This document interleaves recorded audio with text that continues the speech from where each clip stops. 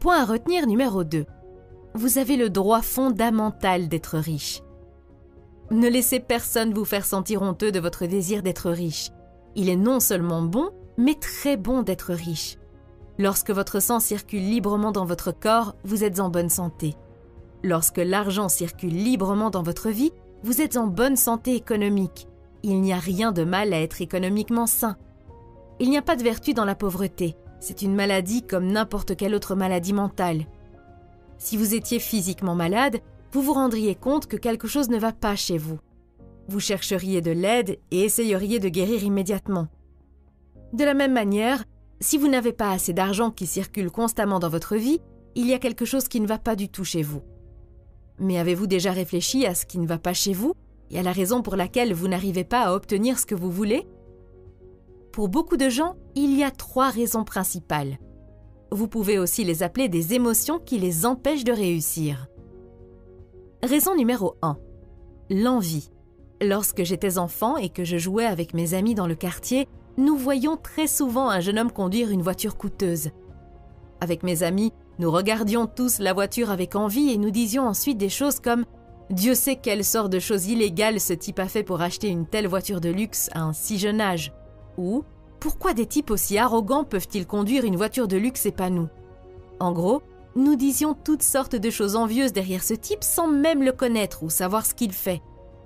Après avoir lu des livres semblables à celui-ci, j'ai complètement changé de comportement.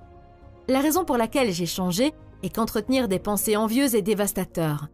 Elle vous place dans une position négative. Par conséquent, la richesse s'éloigne de vous au lieu de vous atteindre. Si la prospérité ou la grande richesse d'une autre personne vous agace ou vous irrite, vous éloignez la richesse de vous.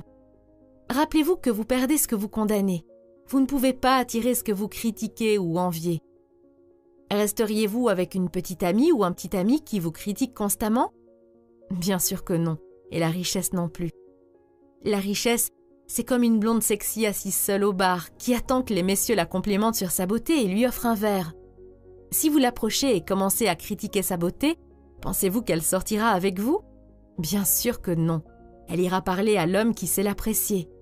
Si vous avez pensé à envier des choses sur la richesse de quelqu'un, arrêtez de le faire pour votre propre bénéfice. La pensée que vous avez à propos de l'autre personne est votre pensée parce que vous la pensez.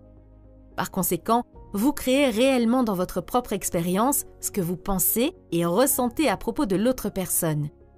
La suggestion que vous donnez à l'autre, vous la donnez aussi à vous-même, car votre esprit est la source qui a créé ces pensées.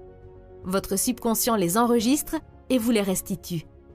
De nos jours, lorsque je vois un jeune homme conduire une belle voiture, je me sens vraiment heureuse pour lui. Je suis heureuse qu'il ait la chance de conduire une si belle voiture. Dans mon esprit, je lui souhaite le meilleur et je le remercie de me motiver et de me montrer ce qui est possible. Je me dis, s'il peut le faire, je peux le faire aussi. Raison